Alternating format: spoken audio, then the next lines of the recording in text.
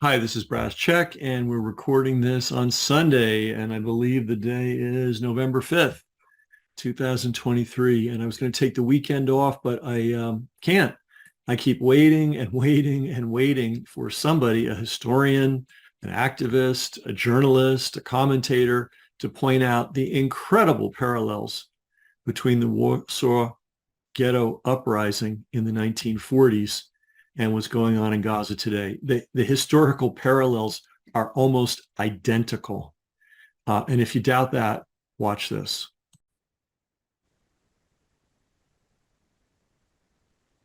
And the interaction with non-Jews was a normal daily event.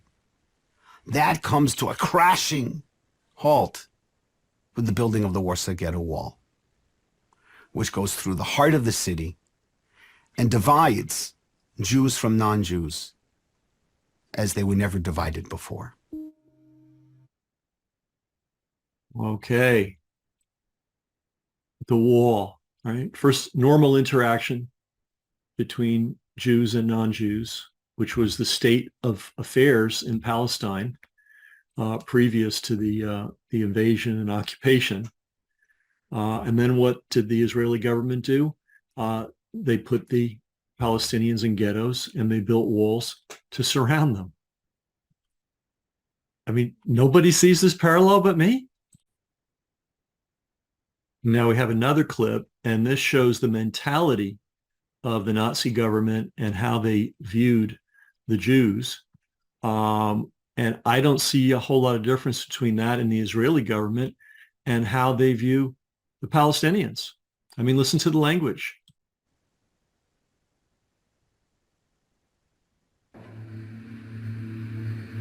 The German army and civilians must in any event be protected from the Jews, immune carriers of disease. The separation of Jews from the rest of the population, Polish as well as ethnic Germans, is a moral and political imperative. Traffic in the centre of Warsaw has also been only minimally affected by the creation of the Jewish housing district. In the interests of the Wehrmacht and the economy, great care was taken to ensure that certain main thoroughfares would remain crossable without obstruction to through traffic. Waldemar Schön, SS Standartenführer, Director of Department of Resettlement, Office of the Governor of the District of Warsaw. Did you hear that last word in the last sentence? Resettlement. Resettlement. So what did the Nazis do? They took the Jews out of their homes, which were scattered around Warsaw, because Warsaw was a big Jewish city, second biggest Jewish population in the world, second only to New York City. And they forced everybody who was Jewish to move, to resettle into what they called the ghetto. Sound familiar? I mean, they did the same thing. And did they not do the same thing in Palestine? Did they not bulldoze the olive groves of Palestinians, impoverish them, and then drive them into this walled city of Gaza City? And there's more. What else did the Nazis do to the Palestinians? Well, they cut off food. Does that sound familiar? Here's what it looked like in the 1940s in Warsaw.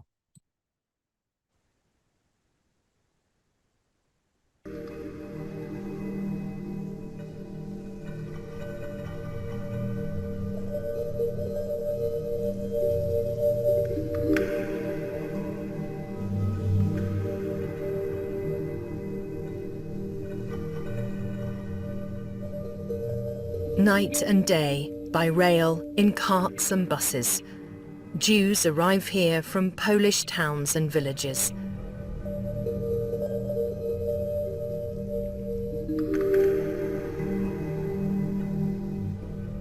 The individual vanishes in this enormous human mass. People are crammed in, individual faces are unrecognizable.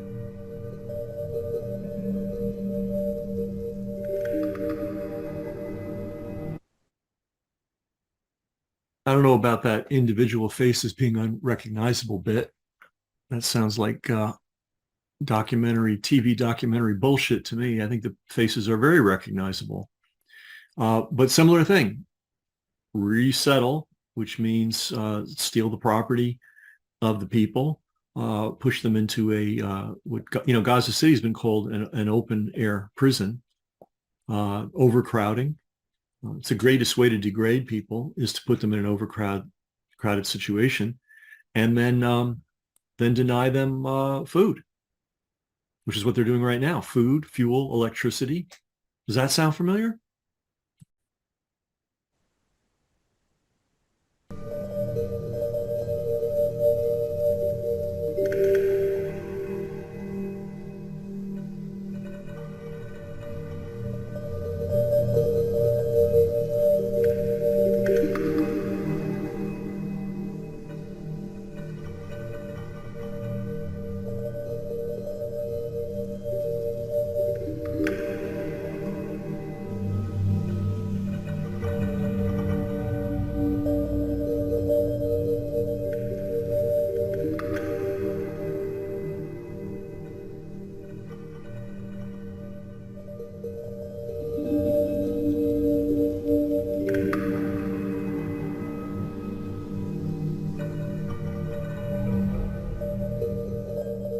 In some places, the ghetto walls did not come right down to the pavement. At regular intervals, there were openings at ground level, through which water flowed into drains running along the sidewalks. These openings were also used by children for smuggling.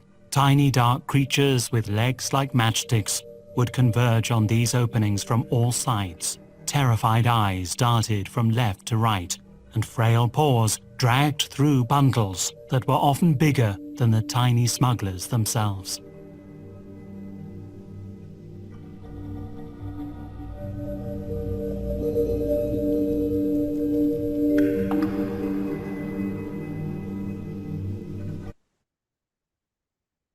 Okay, and then after living under those conditions for a long time, there was an uprising, and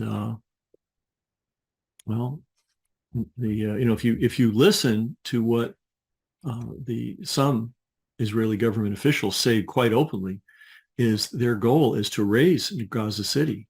They say destroy the infrastructure. Well, what does that mean? That means raze the place, okay? Which is an exact parallel to what the Nazis did in Warsaw. I don't see any difference at all. Just a difference in time and custom and clothing and language and who's the perpetrators and who are the victims.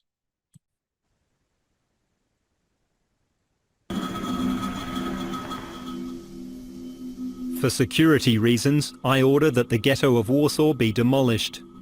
All utilizable building parts and other materials of any value are to first be salvaged. An overall plan for the razing of the ghetto is to be submitted to me. We must in any event ensure that the living space occupied until now by 500,000 subhumans and in no way fit for habitation by Germans disappears completely, and that Warsaw, this city of 1 million, always a centre of corruption and revolt, is reduced in size. Heinrich Himmler, Reichsführer SS.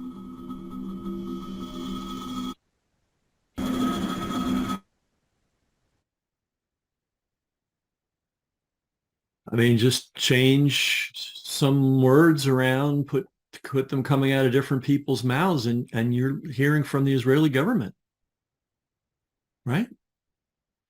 So let's see what the Nazis did to Warsaw Ghetto, and Warsaw at large, For actually. security reasons, I order that the ghetto of Warsaw be Let me demolished. just fix that. There we go.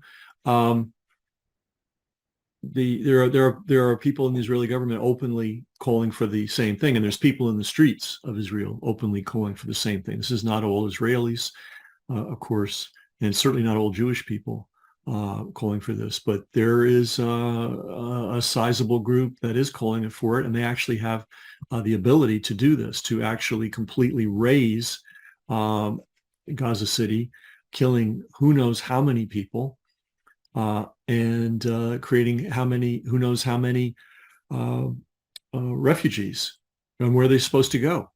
Gaza City's their home. 2 million, there's 2 million people. That's a lot of people.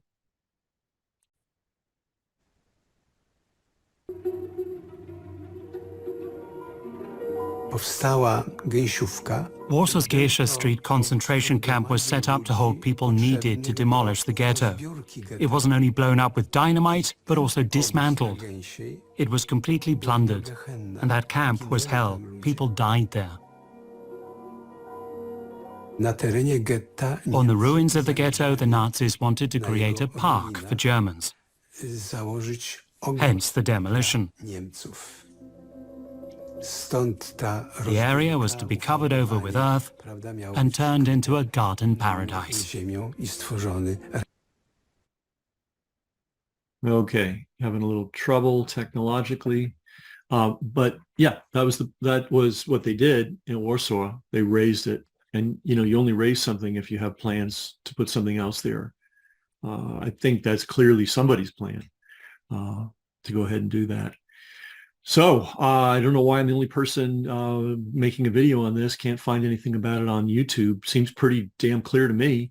For those of you that are complaining about somebody having this opinion, here is an Israeli who's a professor talking about the very same thing, calling what's going on right now in Gaza, and has been going on for a long time in Israel, as a genocide. I don't know what else to call it.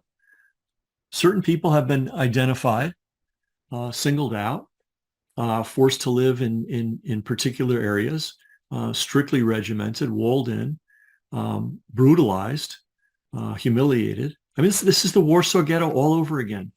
Except instead of the Nazis being the perpetrators, it's the Israeli government that is. And it's amazing to me that every person on earth can't see this. And I'm also kind of surprised that this is the only video on this subject. But c'est la vie. That's the end of my part. And I'm going to switch over to the professor talking about why he calls what's going on in Gaza right now a potential genocide.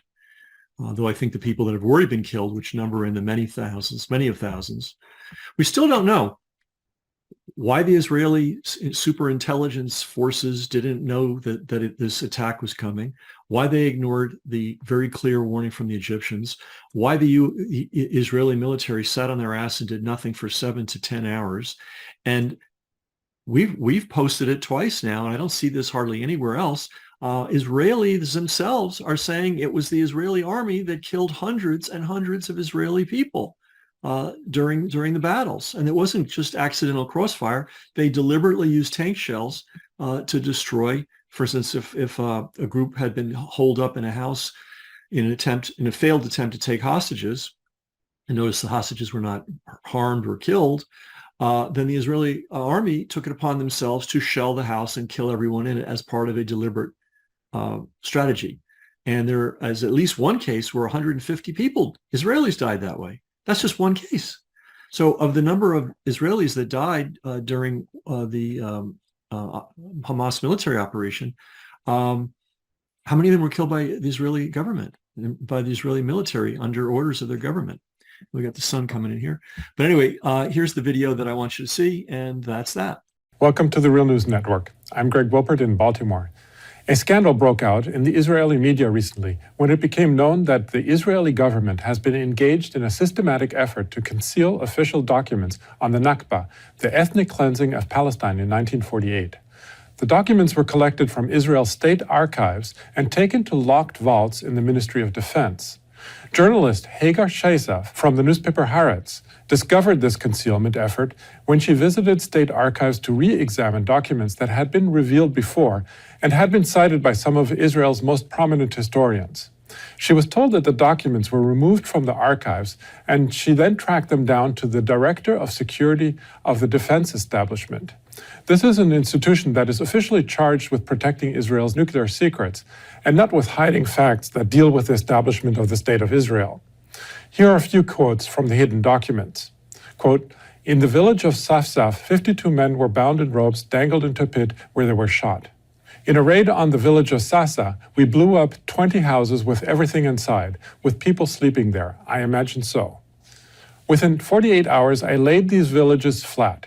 Ben Gurion determined that we must destroy them so they will not have anywhere to go back to. Jewish hostile acts were the main reason for the population's immigration." Security officials that Chaisaf interviewed admitted that the documents were hidden in order to prevent them from hurting Israel's reputation and to cast doubt on the work of historians who cited these documents. One of the historians who has researched and written on the Nakba is Ilan Pape, who joins us now. He recently wrote an article for the Electronic Intifada titled Israel's Latest Attempt to Erase Palestine. Ilan is professor at the College of Social Sciences and International Studies at the University of Exeter in the United Kingdom. His most recent book is titled Israel. Thanks for joining us today, Ilan. It's a pleasure to be in the program. So, in your piece for the Electronic Intifada, you explain that this act of concealment is part of an effort to erase Palestine, not just the history of 1948. What do you mean by that?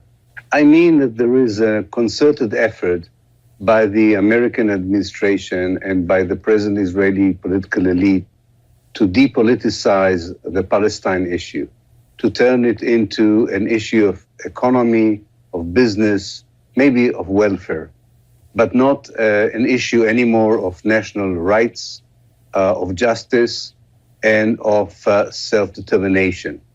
And one of the ways in which you can depoliticize a national movement is by destroying its narrative, by undermining its narrative. And one of the main success that had been achieved in the last 10 or 20 years was the fact that Israeli historians, using Israeli documents, have substantiated major chapters in the Palestinian narrative, and that this helped to legitimize this narrative and to create a basis for the moral demands of the Palestinians, whether it is for the right of return or for self-determination or for the decolonization of Palestine. Now, Palestinian historians rarely have access to Israeli state archives because they need a permit to enter Israel first. Yekel Shores of the Ministry of Defense specifically spoke about undermining historians, mainly Israeli historians such as yourself, to prevent them from reporting what happened in 1948. What has been the reaction from Israel's academia to the Ministry of Defense's effort to undermine historical research? Oh, we have a very domiciled academia in Israel nowadays. There was one or two voices of dissent or even anger, but more or less, if one can talk about the academia in general terms, it accepts this position by the Israeli politicians or the officials who are responsible for declassification and censorship. You have to remember, we're talking about 2019, when the Israeli voices of criticism have long disappeared, and both the academia and the media are very loyal to the national narrative and to the basic explanation that are given by politicians and officials that these kinds of revelations can undermine Israel's international image and can be abused if they are used by the wrong historians. I'll go ahead and put this up on the screen. This was from Bezalel Smotrich, who is the Israeli finance minister, so he's a cabinet minister. He said on Israeli TV, quote, "I don't see a big difference between Hamas and the Palestinian Authority, of course, in charge of the West Bank. The Arabs are the same Arabs." Okay, so this puts into context what has been going on in the West Bank that we broke down for you last week, and Counterpoints also covered extensively.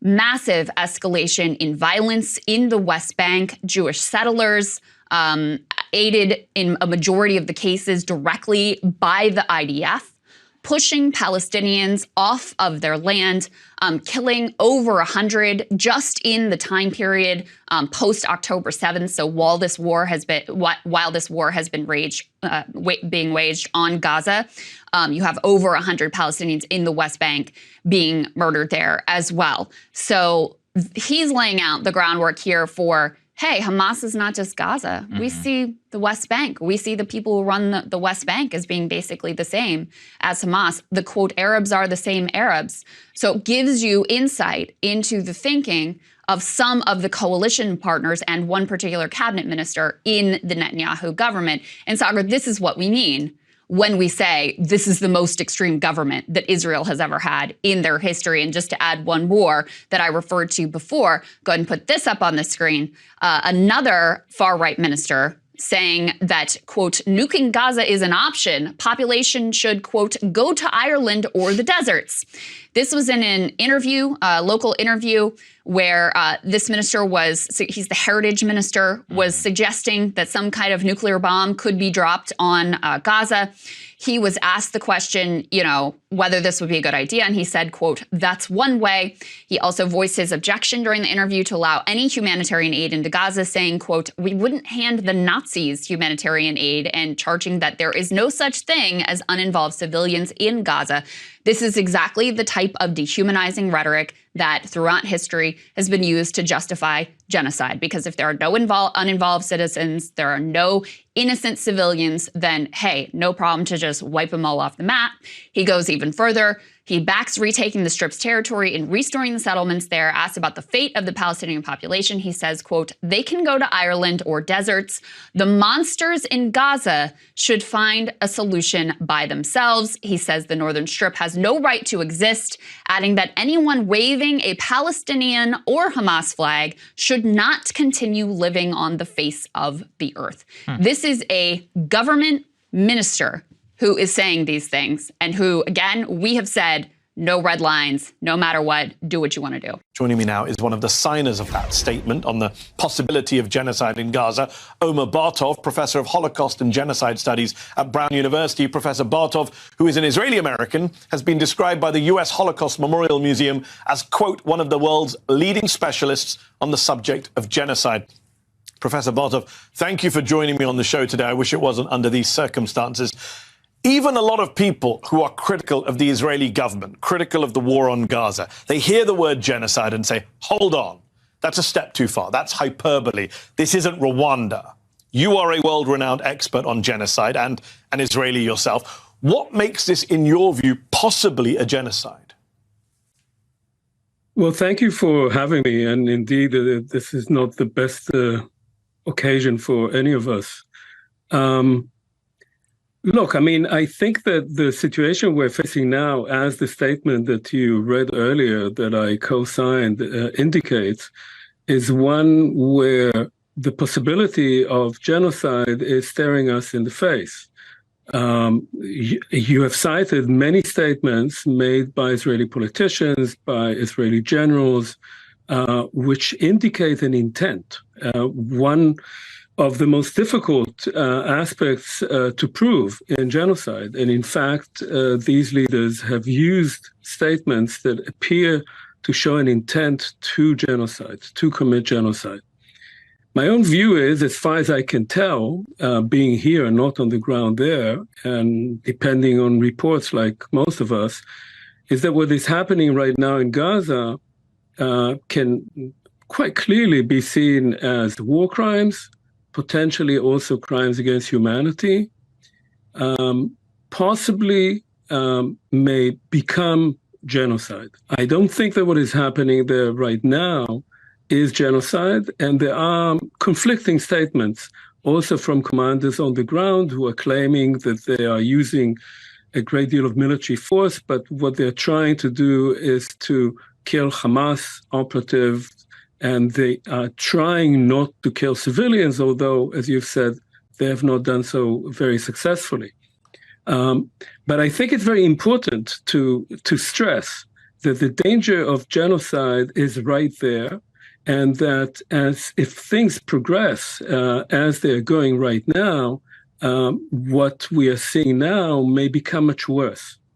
There are also very threatening statements that you haven't cited, which have to do with an intent to ethnic cleansing. One statement that became public is from the Ministry of Intelligence, which is not a particularly important ministry right now, but that is talking about removing all the Palestinian population from Gaza to the Sinai Peninsula, to the Egyptian side of the border. That would clearly be an indication of ethnic cleansing. And one thing we know about genocide is that it often begins with ethnic cleansing. In fact, that's what happened in the Holocaust. So what we are seeing is a very, very dangerous moment. And if no stop is brought right now, things may very quickly deteriorate. So, Professor, some defenders of Israel point not just to steps taken by the Israeli military to ostensibly reduce civilian casualties, like dropping leaflets, telling Gazans to evacuate, but also to the fact that the Palestinian population in both the West Bank and Gaza has increased over the decades. So how can Israel be behaving in a genocidal way, they say? The British writer Simon Sebag Montefiore, in a very viral essay for The Atlantic last week, said demographic shrinkage is one obvious marker of genocide, and yet the Palestinian population has grown, he says, and continues to grow. Is that a fair defense? No, I don't think so. No. Look, one issue with genocide, and that's when you referred to Russia and Ukraine, was quite relevant, is in the case of Russia and Ukraine, Russia refuses to accept the possibility of there being an independent Ukrainian state. It doesn't want to kill all Ukrainians. It wants to actually destroy the idea of a Ukrainian nation. And Israel has had some agreements with the PLO, with the Palestinian political leadership, but by and large, there is a very strong push in Israel with the multiple Netanyahu administrations to make the Palestinians somehow go away.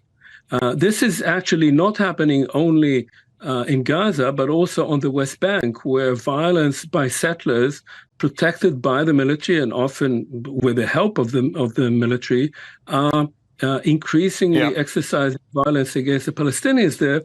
And there are dangers, and many Palestinians would say so, of a second Nakba, of another expulsion of Palestinians. So in that sense, numbers, people in Gaza, I actually served in Gaza many years ago as a soldier. In the 1970s, the population was 350,000, and now it's between 2 and 2.5 million people. So the population has grown, conditions have greatly deteriorated. Gaza has been besieged for 16 years now by the Israeli authorities. And if the intention is to move people out of their territory, then what you can say is that there's an indication of ethnic cleansing. Let me ask you this, Professor. What would you say to Israelis, to fellow Jews who say it's outrageous to accuse us of genocide, given what we've endured in our history, and especially when we're fighting against Hamas, which has expressed genocidal intent towards us? What would you say there? So the first thing I would say is that indeed Hamas has expressed genocidal intent, and the massacre that it carried out was clearly a war crime and a crime against humanity. So I don't think there's any question about that. To me, as someone who has studied and written on the Holocaust for decades now, what is most outrageous is that an Israeli government, the government of the only Jewish state in the world, is pursuing policies that can easily be identified as policies of war crimes, of crimes against humanity, and is making genocidal statements. That is the most outrageous aspect about this government, a government that was of a state that was created in the wake of the Holocaust, that has said repeatedly, never again. And never again is not only never again against Jews, but never again genocide. One last question, Professor Bartov. It's not just Israeli politicians engaging in what sounds to many people like genocidal rhetoric, and I mentioned some of that a moment ago. You have U.S. politicians, Republican politicians like Senators Lindsey Graham and Tom Cotton talking about leveling Gaza, bouncing the rubble. And yesterday, GOP Congressman Brian Mast said this. I would encourage the other side to not so lightly throw around the idea of innocent Palestinian civilians, as is frequently said.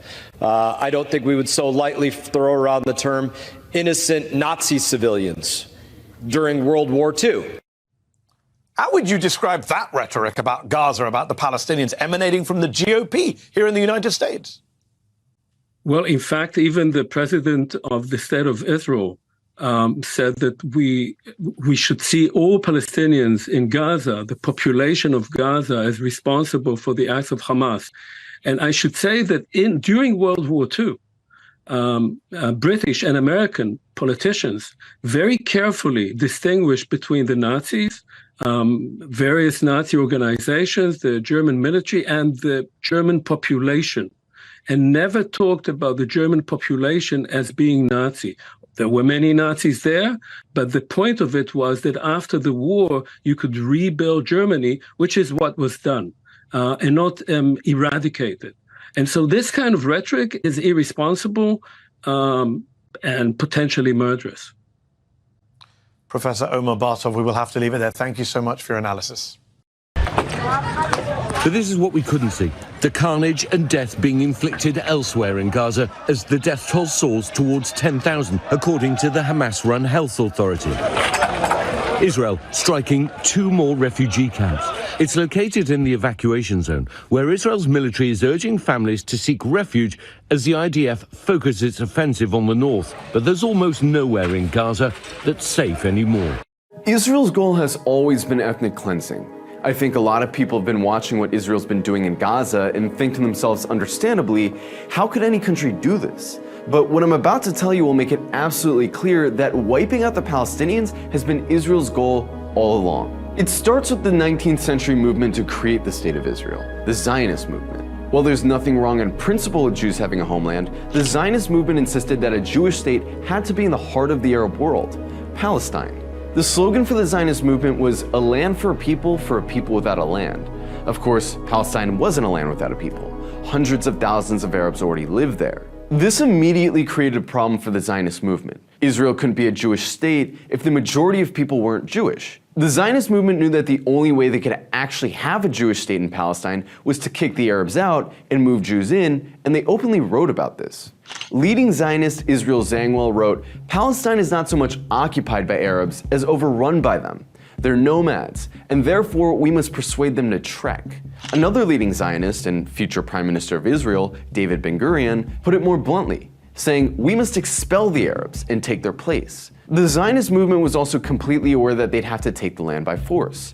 Another Zionist leader, Zev Jabotinsky, wrote, "A voluntary agreement between us and the Arabs of Palestine is inconceivable. Every indigenous people will resist alien settlers as long as they see any hope of ridding themselves of the danger of foreign settlement. This is how the Arabs will behave so long as they possess a gleam of hope that they can prevent Palestine from becoming the land of Israel." This didn't deter the Zionist movement, though. Jabotinsky goes on to write, "Settlement of Palestine can develop behind an iron wall, which the Arabs will be powerless to break down." Zionism is often mistakenly referred to as a movement for Jewish salvation, but Zionism had a distinct colonial character from its inception. Whereas most liberation movements involve a group of people ridding themselves of foreign occupiers on their land, Zionists saw themselves as a Western force that would bring civility to the backwards Arab world. Leader of the Zionist movement Theodor Herzl wrote, "If it's God's will that we return to our historic fatherland, we should like to do so as representatives of Western civilization and bring cleanliness, order, and well-established customs to this plague-ridden, blighted corner of the Orient." For decades, Zionism lacked the support of the vast majority of Jews and relied mostly on ultra-rich aristocratic European families to finance itself. To gain traction, the Zionist movement also tried to make itself useful to Europe's leading imperialists. In 1902, Theodor Herzl wrote a letter to Cecil Rhodes, the infamous British imperialist who carved the British Empire's path through southern Africa. In the letter, Herzl wrote, "You're being invited to help make history. It doesn't involve Africa, but a piece of Asia Minor. Not Englishmen, but Jews. How then do I happen to turn to you? Because it is something colonial." Let's think about this for a sec. If Zionism really was a liberation movement, why would they seek an alliance with one of the greatest oppressors of humankind in history? Why would they expect to win his support? Almost all of the European imperialists that supported the Zionist movement were motivated by anti-Semitism. To them, Zionism was a great excuse to get Jews out of their country. The Zionist movement even struck a similar agreement with Nazi Germany. While the worldwide Jewish community was boycotting German businesses in the early 30s, the Zionist movement struck an agreement with the Nazis called the Havara Agreement. It allowed Jews emigrating from Germany to Palestine to exchange their assets for German-made goods, which they then sold and received the proceeds of. While Zionism became hegemonic in Jewish communities following the horrors of the Holocaust, Zionism itself and the notion of a Jewish state in Palestine far predate the Holocaust, and were firmly rooted in the idea that Palestine should be ethnically cleansed to make room for Jewish settlement. It's not a coincidence that the day Israelis mark as Israeli Independence Day, May 14th, Palestinians remember as the Nakba, or the catastrophe, a series of massacres that forced 750,000 Palestinians out of their homes. Israel's founding is quite literally synonymous with terror and displacement for Palestinians, just as the Zionists said it would be. In the words of Israeli General Moshe Dayan, Jewish villages were built in the place of Arab villages. You don't even know the names of these Arab villages because these geography books no longer exist. There's not one single place built in this country that didn't have a former Arab population. Last week, Israeli Prime Minister Benjamin Netanyahu gave a speech where he described Israel's expanding war in Gaza as Israel's second war of independence. In other words, he's saying that Israel intends to finish what the first war started, the expulsion of all Palestinians from historic Palestine. To Palestinians, it's obvious what this means. A second independence war means a second Nakba. The first Nakba turned 750,000 Palestinians into refugees. But in just the last 4 weeks, Israel has created 1.4 million displaced persons in Gaza. The Zionist movement has been openly stating their genocidal intent for the Palestinians, not just in the last 4 weeks, not just for the last 75 years, but even before that, when the state of Israel was just an idea. We know what their end goal is. The only question that remains is, this time, will the world let it happen?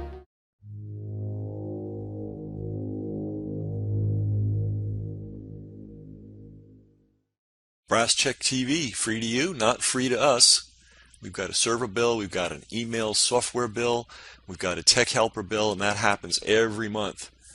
So to everybody that is supporting us financially, that's paying for their subscription in one way or another, we really appreciate it. If you're not, consider doing so. Everybody's got money for the newspaper and the cable bill and all that. Do you have money for media that's actually serving you? That's really the issue here. And when you help us, it allows us to get this information out to the world.